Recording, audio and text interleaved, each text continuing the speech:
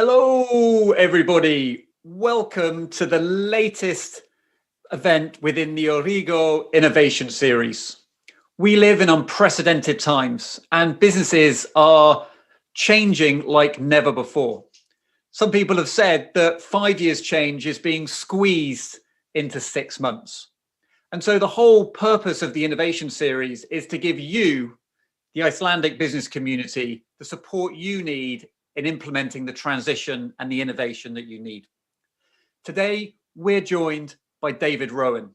David Rowan was the founding editor of the UK version of Wired magazine, but more importantly, he's the author of No Bullshit Innovation. He traveled the globe interviewing some of the world's most innovative companies to really understand the DNA and what they're trying to do in order to make the world a better place as it turns from analog to digital. Welcome, David. How are you?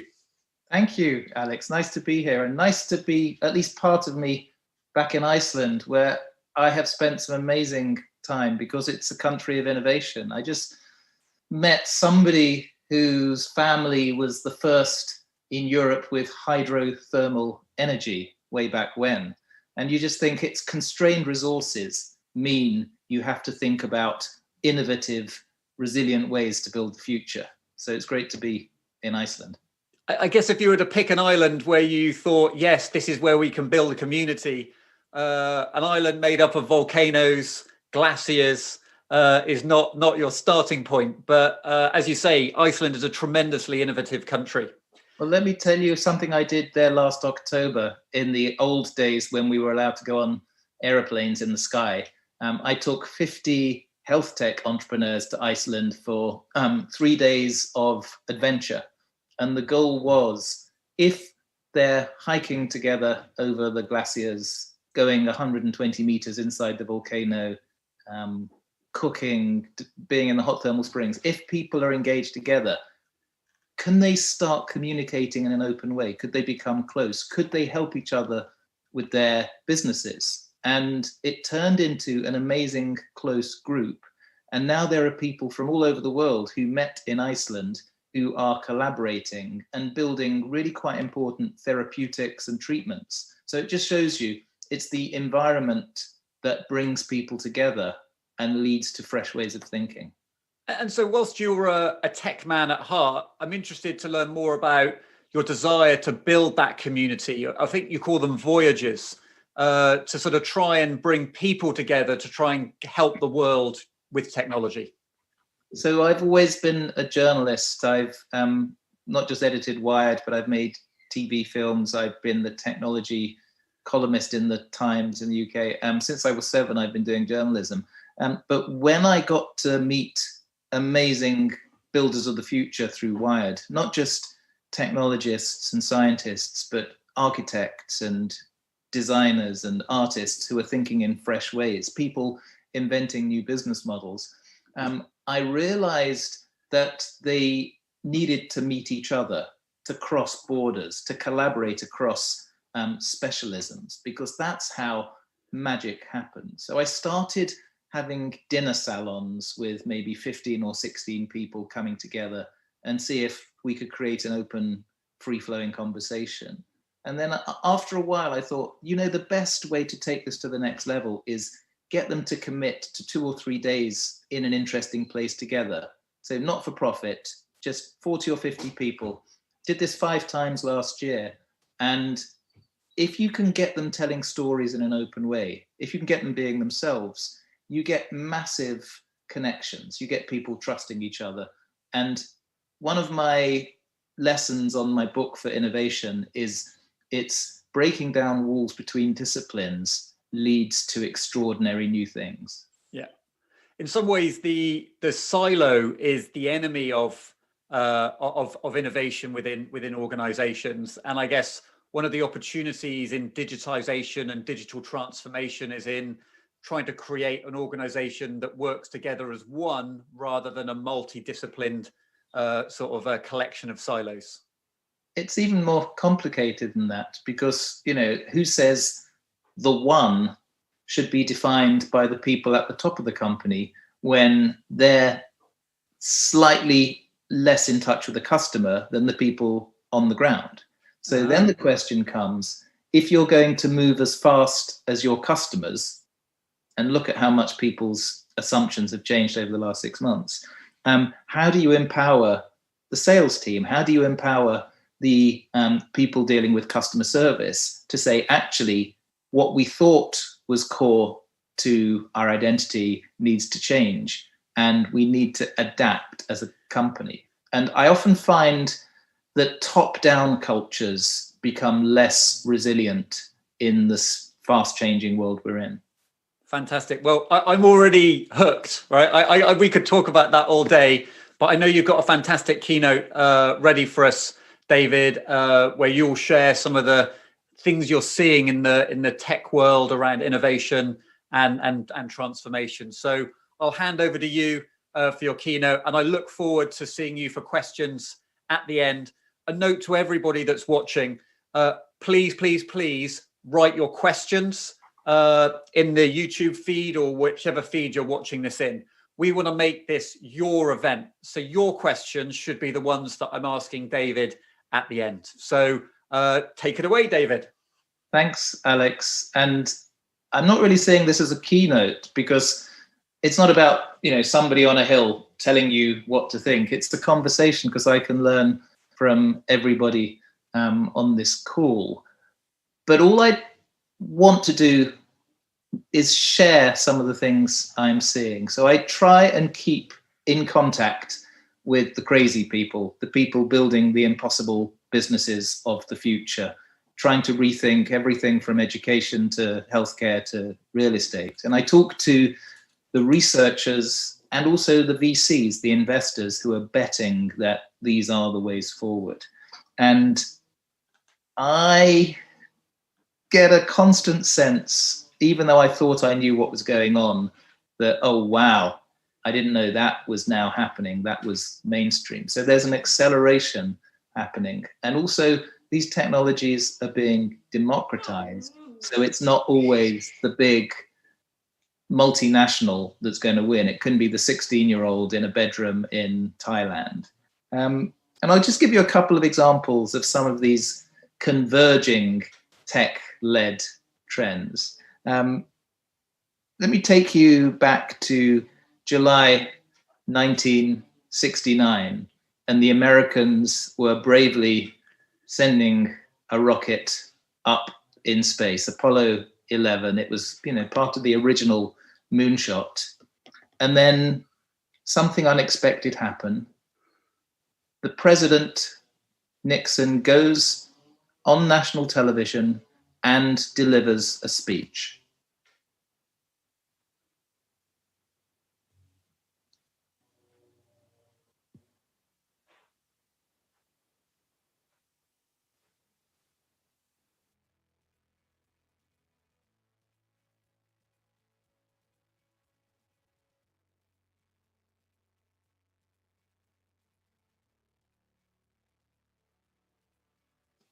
this wasn't a speech delivered by President Nixon.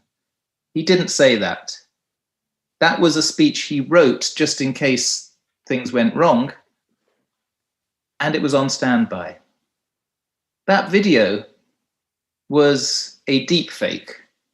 It was created by some academics at MIT to show what's possible if you take some data points from a person speaking and then adapt it so that they appear to be saying things that they're not.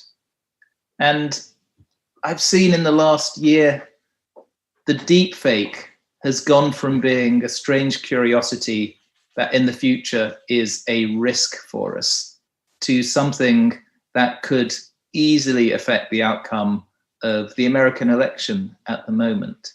It's enabling people to create examples of their competitors, their enemies, doing and saying things that they're not actually doing. And it's got to the stage where you don't need scientific computer coding training to be able to create one.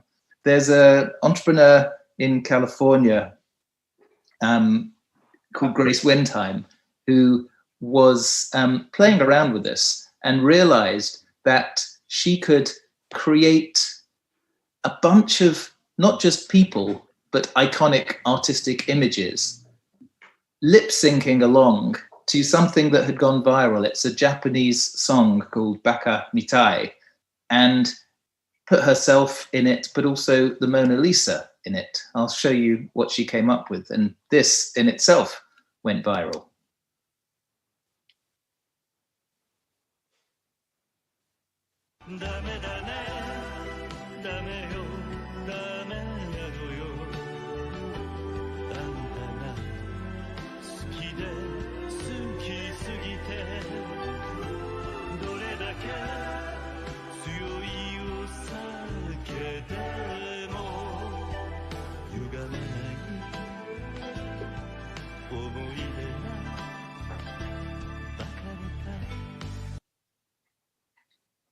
I won't force you to hear the whole song, but that was based on a paper published only last year in Neuro IPS, and suddenly it allows anybody to create memes. So you can't relax, because this is now in the hands of everybody, and artificial intelligence, machine learning, is no longer in the hands of a few big, well-resourced organizations. It's also been democratized.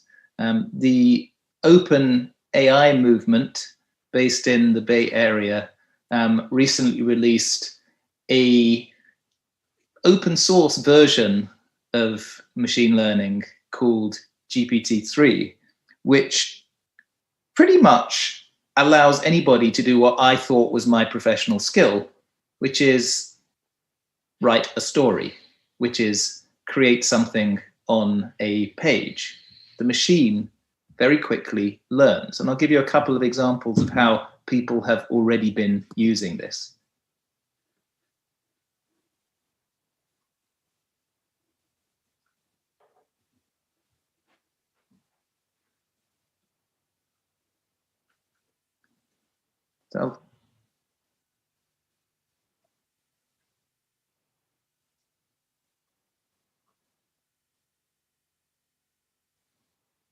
So what we have here, we have the voice of one woman speaking a sentence, and then the machine synthesizes it to say all sorts of things that she's not saying. So it takes one phrase to become a library that can be used to say anything. With OpenAI's open source AI, GPT-3, we also now have the ability to program a system so it does things that humans were doing. So this is one example. If you want to design a website, you don't need to have a human to do it. The machine will do it. It responds to language. It learns from huge databases already existing of languages, and it creates. And, you know, we are barely considering the economic and workplace implications of this, but it's going to change a reality. And some of the things that we do today that we don't even think about, 15 years ago would have been absolutely crazy. You know, you are talking to this little device in your hand and expecting it to tell you what time the film starts. This is a Stanley Kubrick scenario. You are navigating and you get impatient because a little red line shows there's a tiny bit of traffic ahead of you. This is a phenomenon. All of these technologies require massive amounts of data processed in real time in the cloud, which means that is where the opportunity is. So you are in the right place. I'll talk a little bit about this in a minute. Here's another example of what GPT-3 can allow. It can allow you to build an app effortlessly. The machine that learns does it, and you don't need to exist.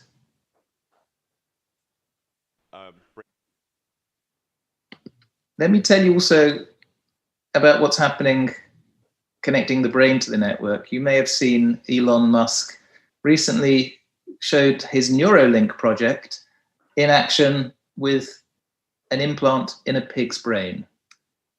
I'm not saying this is ready for mainstream, but at some stage soon, the sources of data are going to include our brains going directly to the interface. So this is an example of Neuralink. Brain reading activity. When we have, say, one of our pigs on a treadmill, pig on a treadmill. It's funny concept, really. And we take the readings from the neurons, and we try to predict the position of the joints. And so we have the predicted position of the joints, and then we measure the actual position of the joints. You can see that they're almost exactly aligned. So we're able, with a wireless neural implant, to actually predict the position of all of the limbs in the pig's body with very high accuracy. Wireless neural implants. Did you get that? I'm still trying to come to terms with fixing my home Wi-Fi to make sure Zoom doesn't have latency. But I now have to start expecting a world at some stage soon with neural wireless implants. And, you know, Elon's a crazy man, but he tends to accelerate research. He tends to bring brave people together to try the impossible. He's done it a few times. So what is this telling me? It's telling me that we're still at the beginning of this massive real-time collection and processing of data. It tells me that the networks that we're building, the infrastructure, are going to have to be so much more secure, resilient, and able to process data as we need it. And we've seen in the last 6 months how sudden behavior change has put enormous pressure on not just video, but all sorts of other data aggregation, as we're not engaging as much physically in the real world, but we expect the supermarket shop to come to us, the videos that we would have seen in the cinema to come to us. And I guess the heroes in this story, and some of the heroes, apart from health workers in the last 6 months, have been the people who build and maintain these cloud infrastructures, because we're going to rely ever more on them. And we're just at the early stage. So let's talk about what's happening with simulation technology. There's a company I'm a little involved with called Improbable that is using massive server power to create simulations that the military in the UK and the US are using, but they're also making games. And they just released a trailer for a game called Scavengers that will allow maybe 50 people to play at the same time. And this is all real-time processing tiny, tiny latency in the cloud. And just to show you where we are and how far we've come.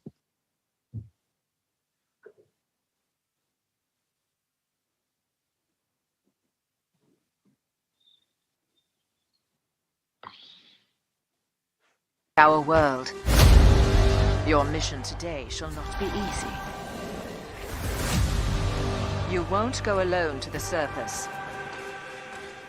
In fact, I'm sending many teams. Collect the data I need. Take it if you must. Protect it if you can. The storms that plague this world are dangerously cold. Warmth will be essential to your survival. Another day in paradise. I've located several sites that warrant investigation. So when you've got initially dozens, but soon hundreds, and then thousands of people playing simultaneously, and each of them wanting the ability to personalize their own universe, and any change they make in that universe to still be there if they come back to play the game in a year. That's a tremendous software, information processing, and hosting challenge. But smart people in tech are making this happen, and it changes the norms. It changes your expectation as a consumer about what is a satisfying game. And I think sometimes we get so engrossed in the detail of playing Fortnite or whatever you choose to play that we ignore how impossible this was just a year or two earlier. And we take for granted the infrastructure demands that it creates. And I think we need to educate, politicians and banks and business leaders in the importance of investing, resourcing this infrastructure, because it's every bit as important as the water and the electricity coming to your home and to your workplace, because this is where the economy is heading. Let me take you to New Zealand, a company that's making CGI avatars, very lifelike. It's called Soul Machines. They're being used for customer service, but they respond to your voice and your face and personalize the response. I don't understand. Yes. No. No. Maybe. Goodbye. 欢迎到中国。 Willkommen in Deutschland.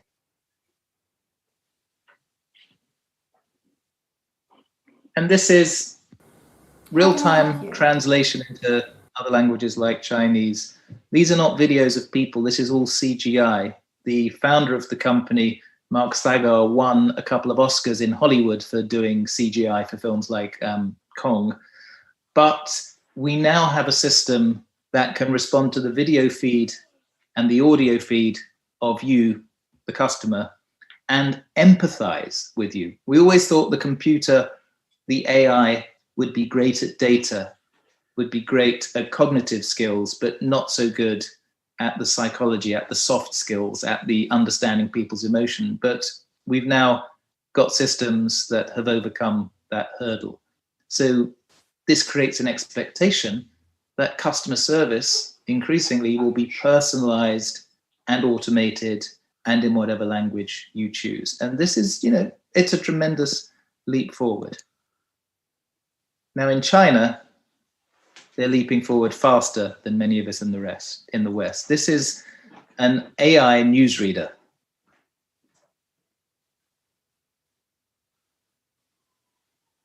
Hello, everyone. I'm an English artificial intelligence anchor. This is my very first day in Xinhua News Agency. My voice and appearance are modeled on Zhang Zhao, a real anchor with Xinhua. The development of the media industry calls for continuous innovation and deep integration with the international advanced technologies.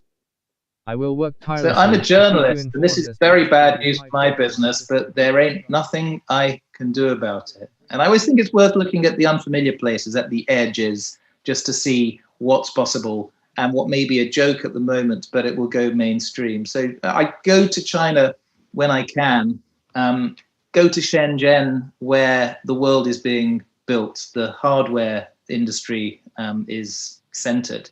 And you see the government there is pushing for domination in artificial intelligence within the next 4 or 5 years.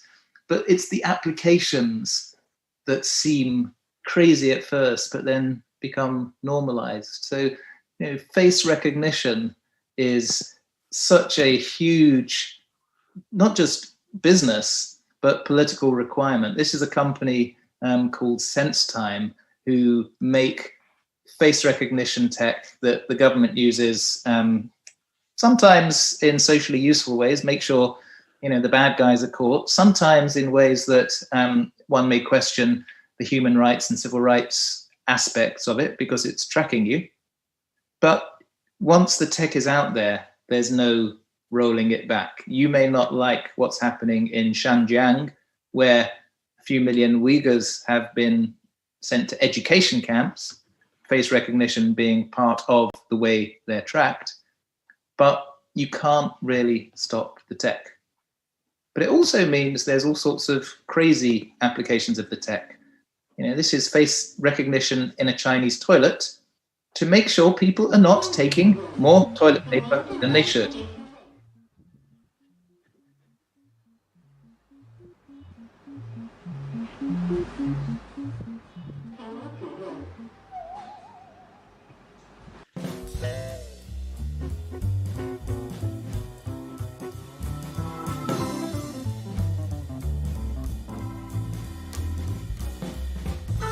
Who said I wouldn't bring you great innovation?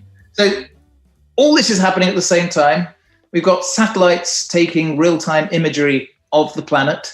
So even if the Chinese try and cover up those re-education camps in Xinjiang, the satellites show, think about what's happening in the drone world. We have Intel, for a little birthday celebration, decided to have a couple of 100 drones fly in formation and make rather pretty patterns. This was impossible the day before yesterday, but now it becomes the norm and the data is out there. But I also want to relate this to how our behavior is changing. The idea of now going on a double date. And this was in the days when you were allowed to go into a restaurant and actually sit close enough to your partner to actually potentially communicate. Look at what's happening in retail through apps like TikTok. Coming from nowhere, this is the way billions are being raised, not through official channels. It's through influencers using their reach to sell items. If you're in retail, how do you keep up with this, which is moving in real time? So in terms of behavior change, I think we're all going through a difficult but fascinating social experiment and having to do things which we would never accepted just a short while ago. And it's a reminder, I think, that we're all networked, we're all connected, even for the bad stuff. And so we need elements of security and resilience built into the system, but we can't easily cut ourselves off from the network without kind of very difficult consequences. And it's everything from, food supply chains we need to worry about to the clarity of this Zoom call. We rely on a team of people having made it safe and effective for us. And even before pandemic, I kept thinking this is the craziest time ever because behavior change has also been networked. And somebody in a little country in one part of the world can change behavior in all sorts of places. So it took a 16-year-old girl from Stockholm to start changing the ability to boast about how many flights you've been on. So, couple of years ago, it was cool to say, yeah, I've just had such a busy month. I did 700 miles a day. I was flying. Greta has made it embarrassing. She's created a word called flugskam, which in Swedish means flight shame, which means she has, through her peer group, made it socially awkward to talk about flying in a positive way. And that, even before pandemic, was having real world implications. In Sweden alone, there was a fall of 4% last year in passenger flights, to a large extent related to the new social assumptions. Because we're all networked.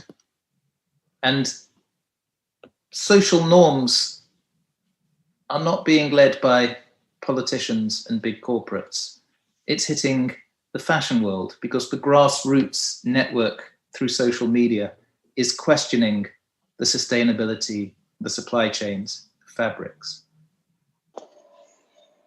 This puts every business in the spotlight.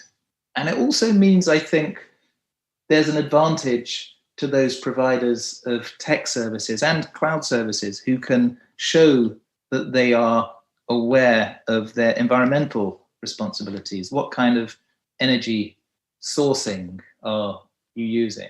And I know Iceland is ahead of the rest of the world in having had to think from the start about resource allocation. The rest of the world is now going to catch up. So just a bit about my background and what I do. I set up in the UK a magazine that tries to understand where the world is going. Wired tells the stories about the people building the future. And through the startups and the investors and the researchers I'm meeting now, I'm kind of constantly thinking there's an acceleration that if we rest, we're going to miss out. If you don't meet a diverse group of people, if you don't read widely off your topic, read a little bit about neuroscience because that's changing so quickly, and read about the passion economy, which is a growing area of the economy where individuals are selling their skills rather than working for somebody.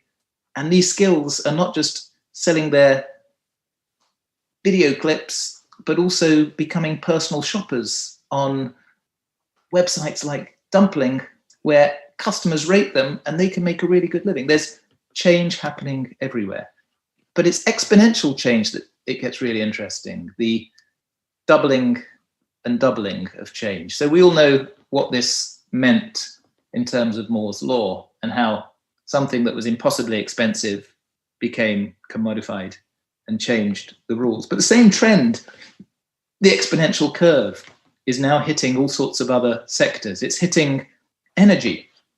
The cost of a car battery falling from $1,000 per kilowatt hour at the start of the last decade to $70 to less. It means the electric car no longer needs governments to incentivize. The market will do it. It's hitting genomics. This is a logarithmic scale, the falling cost of sequencing DNA, falling more quickly than Moore's law, actually. The decoding of a gene that at the start of the century would have been $100 million is now $50, soon the price of a cup of coffee. This is going to change not just healthcare and drug discovery. It's going to change how the state tracks people with a bit of saliva on the glass that they left behind. It's new rules because of these emerging technologies coming together. But it's where it changes people's behavior that it gets interesting. This is one of Mary Meeker's slides from her annual Internet Trends report. The amount of time American adults are spending on their screens in the last decade or so gone from 2.5 hours to 6.5 hours. And if you are any kind of business not engaging primarily through the screen, even if you think you are an agricultural supply chain business, even if you think you are a fine arts business, this is where attention is. This is where the customer is. And you may have seen this online, but it's a reminder that sometimes the unexpected can force the change that logically should have happened long ago.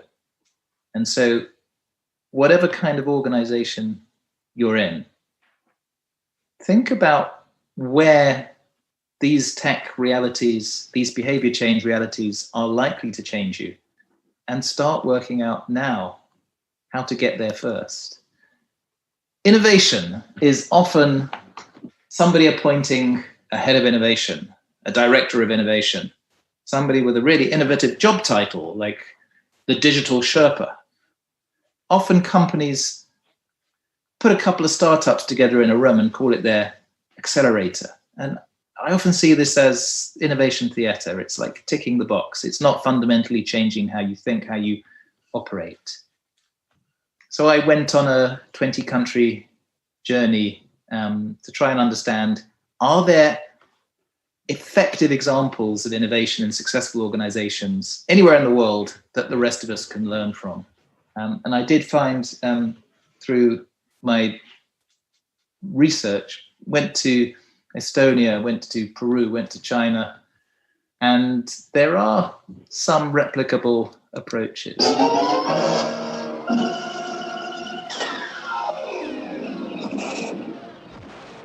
If you don't, you might think it's business as normal, but gravity will catch up with you before too long. And I think everybody in an organization needs to think of themselves as the head of innovation. You can't just delegate that task, because we all need to make sure that we're taking the company and its purpose forward to the next level. So I'll just give you a couple of examples of things I found for the book.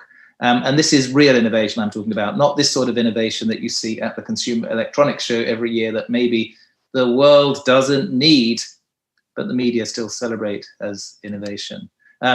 Maybe big venture capital companies like Google Ventures put a couple of $100 million into companies like this, an innovative juicing machine.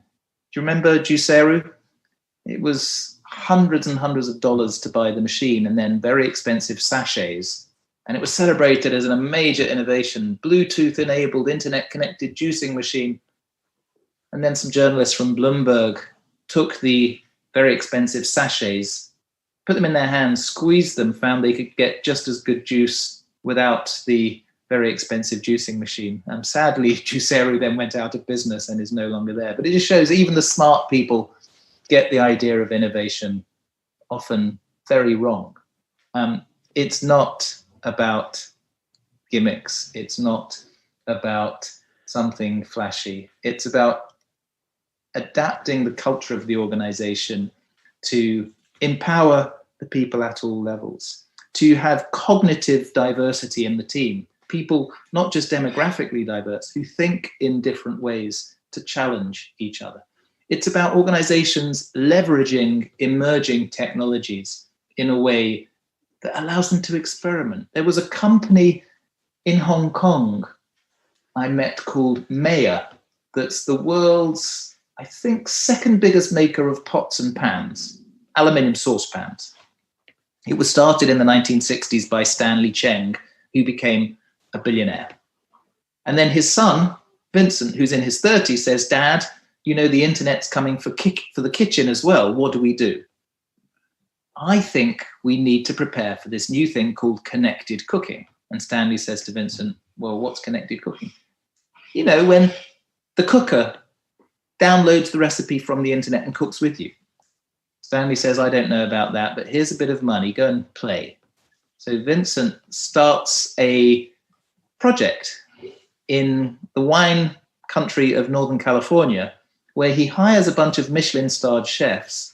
He buys a hardware company that's made a connected saucepan with a temperature sensor inside the metal that uses Bluetooth connection to an app which has recipes that connects to a conductive heater, so that the pan heats exactly as the recipe says. So you technically can cook along with the recipes that the Michelin-starred chefs have created. And they're planning to create a subscription business so that you pay each month, you get the Michelin-starred recipes, and you can cook like a Michelin-starred chef. I said to Stanley Cheng, this is very eccentric for a saucepan company. How big do you think this business is going to be? He said, well, it's either going to be $1 billion business or zero. But if we don't experiment, we are going to be zero.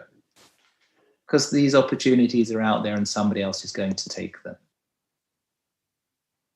I was obsessed during the early months of lockdown with how the crowd was coming together to solve some big problems. So you may have participated in one of the many hackathons. There were data hackathons to try and understand the DNA and the implications of the virus. There were hackathons trying to create open source ventilators. This was happening in so many places. There was the global hack. There was the folding at home project that used people's unused processing power from their computer, just plugged into the network to develop new therapies. And this made me think, one of the beauties of preparing for the future, of innovating, is not thinking we as an organization alone have that answer. It's pooling our knowledge with the knowledge of the crowd. And we are not alone. We are part of a network. How can we tap that crowd wisdom to solve problems?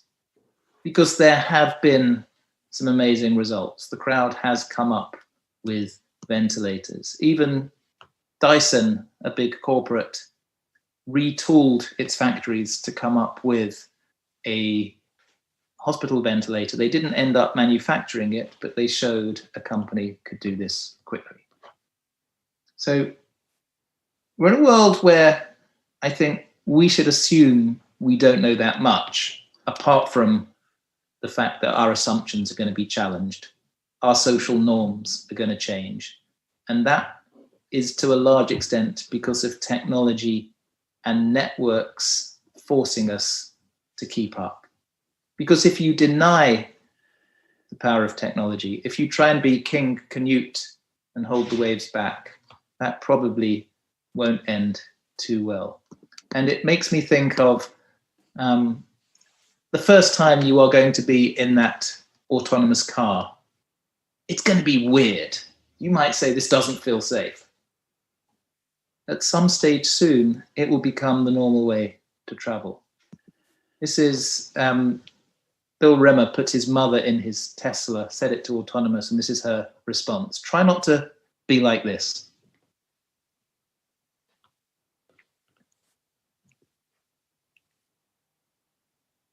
We need some volume to hear her screaming, actually. Can we do it with volume?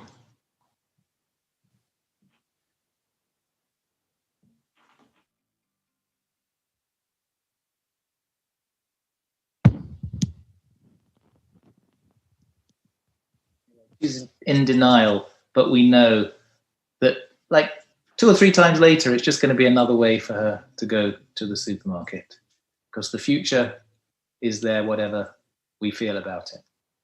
Thank you.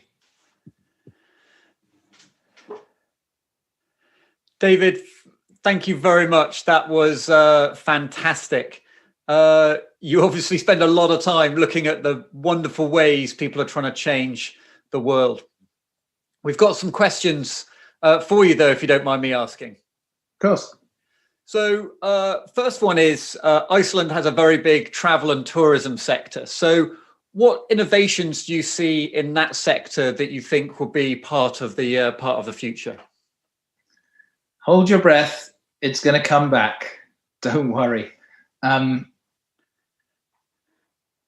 The fact about human beings is we have a natural curiosity, and we also like adventure, and we want to try things that are unfamiliar. And the reason Iceland is always going to have an unfair advantage is you have the most extraordinary landscape unfamiliar to most people. Now, there are some short-term barriers. You know, airlines may have gone under, and closing borders and making it harder for people to come over to stop viral spread. I give you this is a short-term issue, but that creates an opportunity to prepare for longer-term resilience. And you've gone through some kind of peaks and troughs. Not enough hotel availability a decade ago. Suddenly a hotel building boom, which provided slightly too much for demand last time around. And kind of everything comes together. But what I would say is part of the value of Iceland as a travel destination is you understand sustainable travel. You understand how not to let travel kill the environment that we're coming to visit. And I think this gives us an opportunity within Iceland to create a consensus about how many people you want coming over. What is a successful tourism business, and how to get them distributed a bit more away from some of the sites, the lava fields, whatever, the glaciers that are under some environmental pressure. Okay, great. And obviously we've got a lot of established companies on the call, and obviously it's easier for smaller startups to be super innovative. Do you have any examples of how established companies are using either AI or the cloud to improve either customer experience or the experience and well-being of their employees? Well, there's all sorts of kind of unexpected things I've picked up happening in big corporations. It's usually in response to a very particular problem.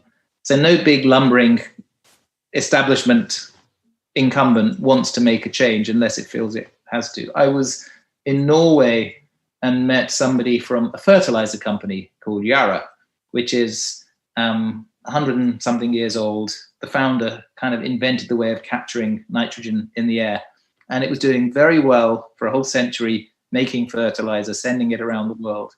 And they realized it was actually challenging their sustainability policy by having these diesel trucks on the road, 50,000 truckloads a year taking from the factory to the port. Plus they couldn't find truck drivers because nobody wanted to do that job. Plus it was really expensive.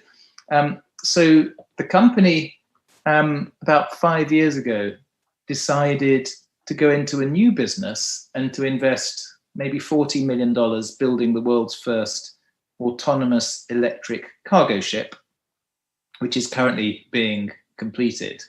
And they had a demonstration of a little model in Oslo showing how it would work. Eventually it wouldn't need a crew once the regulators agreed. It would be low cost, but it would also be recharged by solar power. And suddenly lots of other companies inside Norway call Yara up and say, hey, we have the same infrastructure challenge. We have the same supply chain and delivery. Could we pay to use your autonomous electric cargo ship? So they realized if they'd wanted to, they could have probably created a $1 billion business just because they were solving their problem.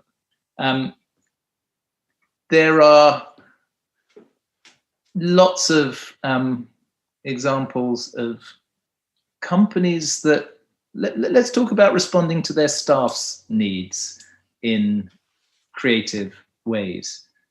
So the one battle that we have at the moment is for talent. And a lot of the people on the call are highly valued because they have skills that are emerging skills. They are rare. And in the tech world, you are only as good as the people you can recruit. So one of the biggest games companies in Europe, probably the most successful, is Supercell, which has built its entire culture around empowering all the staff and giving them everything they need to create the perfect work environment for them. So the founder, Ilkka Pannanen, often talks about wanting to be the world's least powerful chief executive. Just hire great people, allow them to achieve mastery, allow them to decide what they work on and how they work. I went to see a games designer there, Jonathan Downey, who'd led a team of 10 people over a year designing a new game. And these are expensive people. And they tested it on the Australian App Store and the Canadian App Store. They kept iterating it, and it just wasn't getting the engagement that they wanted. And they were getting a bit frustrated. And so they all went for a sauna, which they do in Helsinki businesses. And they decided in the sauna they were much more excited talking about games that didn't yet exist that they wanted to work on. So they get back to the office. Jonathan Downey emails the whole company saying, hey, sorry about this really expensive project. We're going to kill it. Everybody's going to find new things to work on. And that's just how we feel. And he hadn't asked the boss because the boss wasn't in the office that afternoon. But that's kind of how the boss would have liked it. So innovation comes from empowering people who want to get really good at what they're doing and build things. Fantastic. Okay, so we've got about 7 or 8 questions now, so we've got to sort of go through them. So the first, Sigurborn. Oh dear, my Icelandic name isn't brilliant, right? So if you're an investor in an AI or tech companies, and I know you are, which areas of AI and tech would you invest in?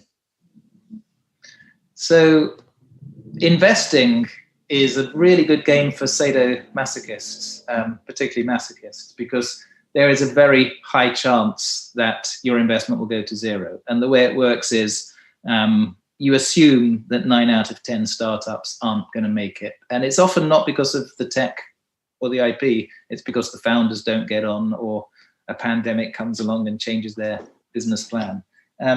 So what I would do, it would see where tech could solve a global problem in an existing industry sector and then invest quite widely. I'd spread the risk. Because if you take a portfolio approach, if you back the companies doing really effective voice AI, really effective computer vision, really effective autonomous transport versions of machine learning, somewhere in there you may find a winner. The beautiful thing about finding a winner in these emerging sectors is the investment of that company can grow exponentially, and people in the big VC firms look for 100 times return from one of the companies in the portfolio to sort out. Okay. Fantastic. A lot of the AI skills are being commodified, as I suggested in the film. There are a few companies like DeepMind, which have hundreds of engineers working on particular difficult problems. But in terms of business applications, most of what the education sector, the health sector, the food delivery sector needs is already out there and they can pick it. It's finding the people who can package it in a way that can be business ready. Fantastic. Fantastic. Next question. What is your vision for education and the change that technology can bring in the education sector?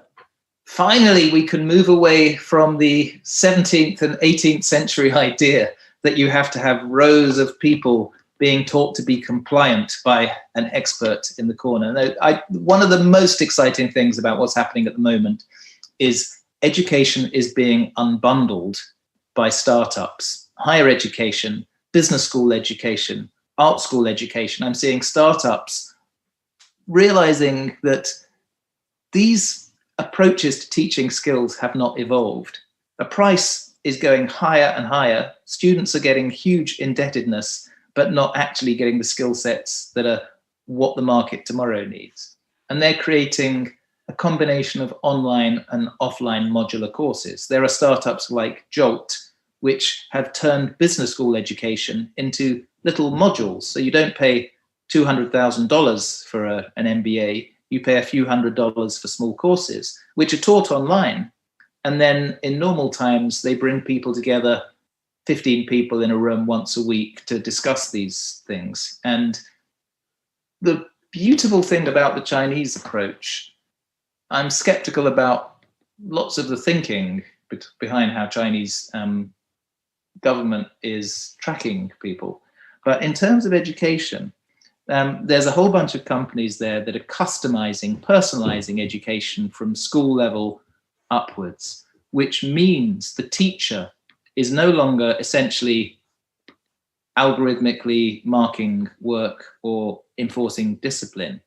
The teacher allows the network to know this person didn't understand module 4, so we need to go over it again, but this person has particular mathematical skills that we need to give them extra challenges.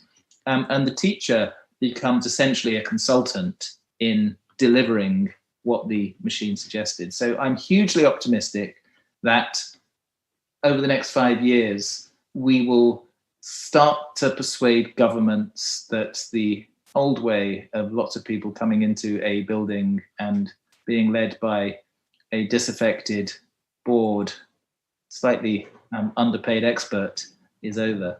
The only problem is the reality is governments tend to be a bit incompetent. And my government, I won't hold up as an example, but they've just opened schools in the UK. And it doesn't look like much is changing, even though there is a pandemic. And they allowed an algorithm in the summer to give people their 18-year-old A-level exam results. So at 18, you take A-levels, which determine whether you get into your university of choice. The algorithm was so badly designed that lots and lots of people who thought they were doing well, were going to make the grades, were penalized because people previously in their school had not done very well. And it created like a national sense of fury that a lot of people's lives were not going to give them this opportunity, and the government had to backtrack. So believe in AI, don't believe in government. No, there's a lot more. We open up a big topic there, David. And I can see that if you think about the tailored education, you could almost see some governments going, right, well, we need X amount of engineers. And at the age of 5, they're fed stuff that actually gets them to be the engineer. You sort of have your chemists going down one stream right from the word go. Well, it can work if there are effective ways of gathering data during the journey. And it doesn't have to be a high-tech approach. The Israeli army is famous for spotting technical skills at a relatively early stage in students' careers. They get feedback from teachers' reports. And then, it's a small country with a highly technological defense system, and they identify people who will be really useful in certain types of computer vision operation, and they'll identify them at age 12. Wow. Fantastic. Okay, well, David, we're almost at time, but we've got one question from Alti. And she says, what innovators or futurists do you recommend future curious people to follow as we start and continue our learning journey? Go to a website called Substack, where lots of people who have a passion about something write newsletters. Sign up to a bunch of newsletters that sound interesting, and you will learn extraordinary things from people who are not official futurists. And the worry is, in order to be the official futurist, you remove yourself from what's really happening.